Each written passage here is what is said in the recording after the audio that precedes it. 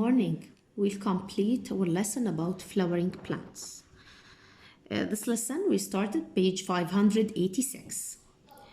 Flowering plants have unique adaptations that allow them to dominate in today's world. So now when you walk in the street, in the garden, we can see a lot of flowering plants, different colors and different shapes. Flowers allow for more efficient pollination. Process of pollination we told or talked about before. Transfer of pollen grain from first flower to another, or sometimes from the anther to the stigma. When it sticks on the stigma, this is what we call it pollination on the same flower. So we can see two types of pollination. First type, pollen grain from the anther to the stigma on the same flower. This is what we call it self-pollination, or a transfer of pollen grain from one flower to another. This is what we call it a cross-pollination. Pollination occurs in most gymnosperms, which rely on wind for pollination. So you should know gymnosperms or angiosperm. We took a difference between them. Gymnosperms, the seed covers with the fruit. Angiosperm, the seed, is not covered with a fruit. As an animal feeds from a flower, it gets pollen on itself. This is the way or how the animal, especially insects, transfer pollen grain from flower to another.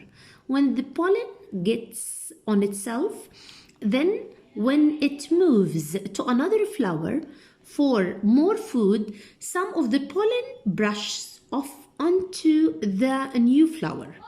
This is the way how the pollen grain transfer through animals. Thus, animal pollinators transfer pollen from flower to another, out to flower, in the very targeted way. Fruits and seed dispersal. Second point, we'll explain it inshallah today. Fruits and seed dispersal. A fruit is a flower's ripened ovary. I told you before, the ovary is a ripened fruit flower, تحديدا الأوفري, which surrounds and protects the seed. The seed came from egg inside the ovary, and the ripened ovary is the fruit which we eat it. Botanists, I told you, scientists, which they study just plant. Botanists classify flowering plants into two groups based on the seed type. So we have two groups of plants. Number one, we call it one cotyledon. Number two, we call it two cotyledons. What's the meaning of cotyledon first? Cotyledon is an embryonic leaf inside the seed. For this reason, cotyledons are often called seed leaves. So it's a seed leaves. As an embryo develops into a seedling, the seed leaf of some species remains inside the seed coat.